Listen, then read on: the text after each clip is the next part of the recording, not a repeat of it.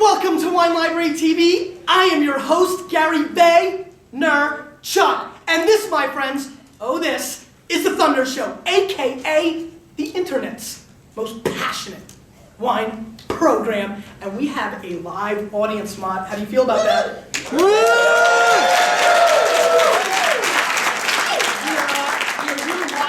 We are doing a Washington taste-off. A lot of you who watch the show know I'm a big fan of Washington states as a whole. We never generalize.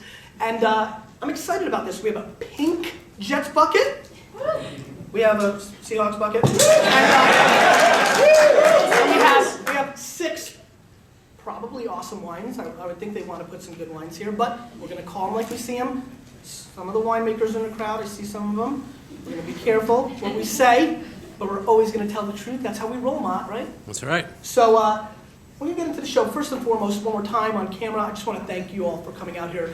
You cannot imagine how humbling it is to actually have one fan, let alone a solid amount.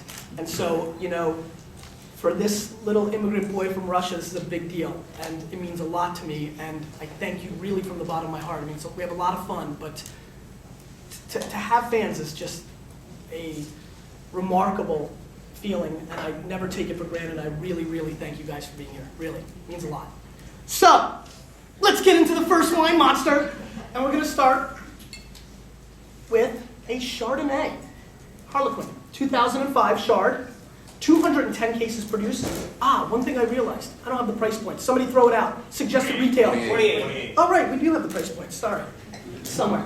You keep shouting that, it's kind of fun. 28 bones, as they say, and it's a good starting number because that is the number of Curtis Martin, the greatest running back of all time, better than any Seahawks running back. Sean Alexander, don't think I forgot about Warren, he wasn't that good either. So, let's give this wine, say it with me, a sniffy sniff. Little twirling, whirling. All right. So I think some of you may realize, I think that this wine is a little bit aromatically challenged. It's not killing us on the nose. I do get a little hint of, star fruit coming through a little bit, which is kind of nice. There's a little sense of that, not oakiness, but, vibrant fruit. I get a little bit of a pear component that's coming through a little bit more for me. A little bit of creaminess, too. Let's see what's going on the palate.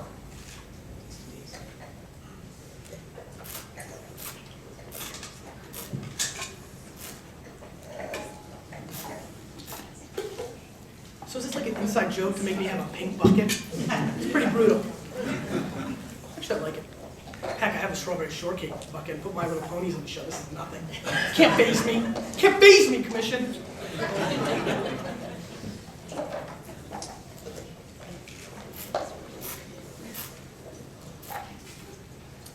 So, we're right out the gates with a Chardonnay that I'm not hugely a fan of. It's got some awkwardness to me on the mid-palate range. It's got a tough little finish. It's got good acidity. I like it from that standpoint. But the fruit is not really blowing me away. There's almost a Chablis-like characteristic to it, which I tend to lean towards.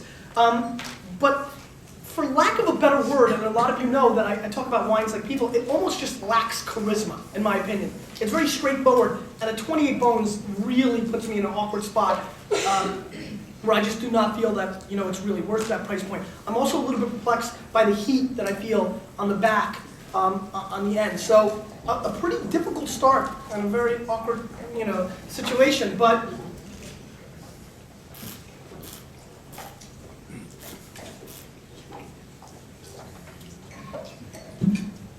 not my cup of tea. I'm going to give this wine a pass. I'm going to score this wine. What number is Dion Branch wearing for you? 82? 83? Does anybody know what Dion Branch wears? Is there a single person in this room that does not know? Does anybody know Dion Branch's number in this room? 83. Okay, I thought it was 83. Thank you. It's a lack of football fans. You guys love the Seahawks. No? Well, you don't. I'm a big Brandon Moreau fan. The pitcher, they sent him down. That killed me on my fantasy team. Anyway, 83 points in this one. I apologize. but definitely not the start I was looking for. Just a Chardonnay that I just don't see really any rhyme or reason spending your cash on. Just pretty simplistic. A lot of Chardonnay out there that tastes, between $12 and $14 that tastes like this, and we're gonna move on. The next wine, Cougar Crest Viognier 2006. Cougar Crest is a wine that has been on Wine Library TV. We fell in love with one of their products in the past, the Syrah. This is the 06 Viognier. I'm a big fan of any white wine that is, Rhone grape varietals. I tend to be a big fan of those wines. This wine rolls in at $20. Somebody was ready. You were ready. You were so ready. 20 bones? 20 bones. 20 bones. Okay. $20. Fair price for Viognier right off the top. I mean, if it's $20 suggested retail, that means Wine Library probably sells it for $9.99. So this is a pretty good opportunity, possibly. Some nice color, I think this would be a good time to pour out a little for all the homies that couldn't be here with us. They're a little sad that they couldn't be here, but we have to pour it out for them. Hopefully we'll see you tonight, 6 to 9. Let's go with a little bit of a snippy sniff. Now, see, now we're getting into something. Aromatically, I'm excited. Now, this is what happens with Viognier. The aromatics on Viognier are always seductive, and they're tricky wine. This is the same theory I have with dessert wine in America, that nobody knows how to rate it, because we're suckers for the sugar. That's right, every wine critic scores dessert wines too high. Kind of like I rate every Viognier too high, because I'm a sucker for the aromatics that the Viognier grape tends to bring to the table. Really oily, nice lychee fruit, really, really pretty. Who likes the nose on this wine? Raise your hand. Yeah, it's going to be overwhelming. I mean, there's some nice floral kind of components to this wine as well. I would be more than happy to say that David and Debbie brought some aromatics on this wine. So let's give it a whirl.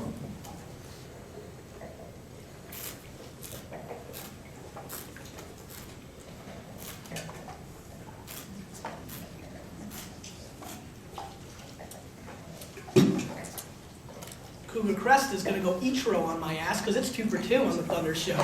I am extremely happy with the weight of this wine, first and foremost. Do you guys feel the fundamental difference of the weight on your palate compared to the previous wine? Not to pick on the previous wine anymore, just saying. Really, really happy with that. Nice oily kind of viscous kind of thing going on, which I totally appreciate. Just pretty great, Granny Smith apple kind of component going through the mid-palate. Perfect balance of fruit and acidity. This is a wine that I would absolutely love to have with a lot of food. Really been hot on Viognier with scallops lately, so that's what popped in my mind. I like that.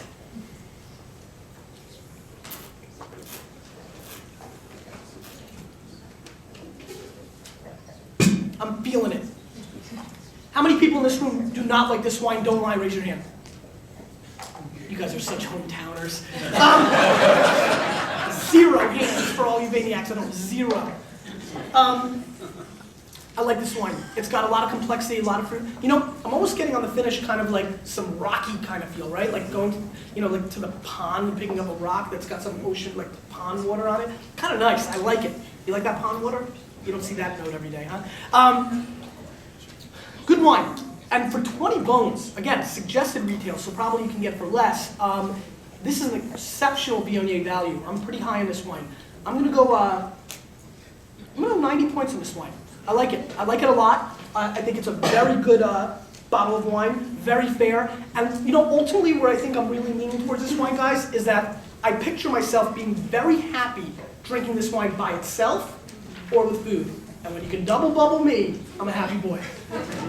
Let's move on. Nefarious. This package is awesome. First of all, I'm not sure if this package is awesome or scaring the crap out of me. This character is kind of awesome. Nefarious Stone's Throw Riesling, 2006. This wine is coming in at 18 bones. 18 bones, very good. 18 bones, which is a little pricey, not too bad. No screw top, interesting. Counterculture move for Riesling. I like that. The package is awesome. Does anybody know who the character is? Awesome. Awesome. Anyway, let's see what's going on here. Really excited about Riesling as a whole coming out of this area. Been hearing some rumblings about Albarino making a push in this area. Excited to see what's going to happen with that in the future. Mont, what do you need? You scared? You're scared of the character, I was trying to look at the character. Yeah, don't be scared of the character.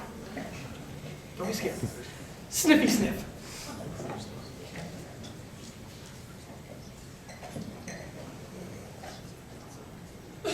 So again, another wine that rolls in a little bit aromatically challenged in comparison to the middle wine. I mean, it's got some nice stuff going on. What is that, a little sick kind of, a little clovey kind of thing going on?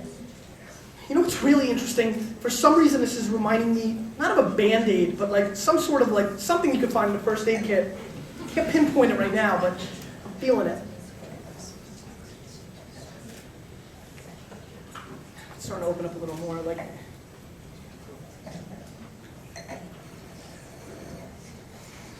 120 cases produced. Can't really. Let's give it a whirl. See what's going on in the palate.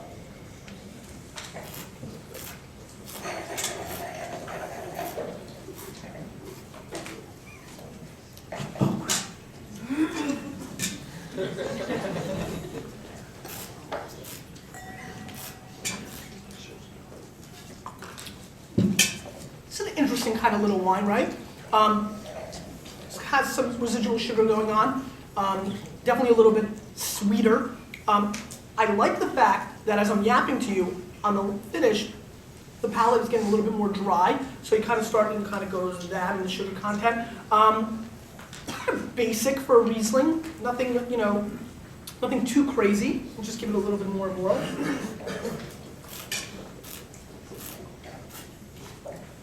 I like the freshness of it. It's got solid acidity. I get a little bit of like the inner, you know when you're done eating a pineapple, it's like the inside, the rind, you know, that whole part. Like, I'm big on eating after people in my family, like especially chicken wings. I'm huge on it. I will clean those suckers out. And with the watermelon, right? So like the watermelon, like my dad, he just leaves so much, so I get all up in there. And then the rindy part, so I get a little bit of that flavor profile. That's a great, great little product to go and eat. If you can, just cut out the pineapple, the watermelon, give it to somebody else to eat the rind. It's a characteristic I find a lot. I'm perplexed a little bit by this wine. I'm not really sure if I like it or if I don't, to be very honest with you. Ultimately, there's just a lot of things that race through my mind that I've had between $8 and $12 that are equal to this and maybe even a little bit more charming. So that's bothering me, the price point for sure. It's a wine that I think a lot of people would like. I think there's some flavors in there that people are going to like. I'm getting a little bit of a cantaloupe component now, also on the tail end, on the finish. I'm probably going to give this wine a pass. You know, ultimately, I feel like it's lacking maybe the complexity I'm looking for in Rieslings. And you know, what I love about Riesling is its high acidity, right? I want the wine to cut my tongue like a razor blade, and this definitely doesn't. So that's my personal thing. If you're looking for a little bit more sugar, maybe this is something that could appeal to you. I just think there's a lot of German alternatives that are going to appease you greater than this. All in all, I'm probably going to give this wine an 86, and definitely for the price point, I'm going to give it a pass. Let's move on.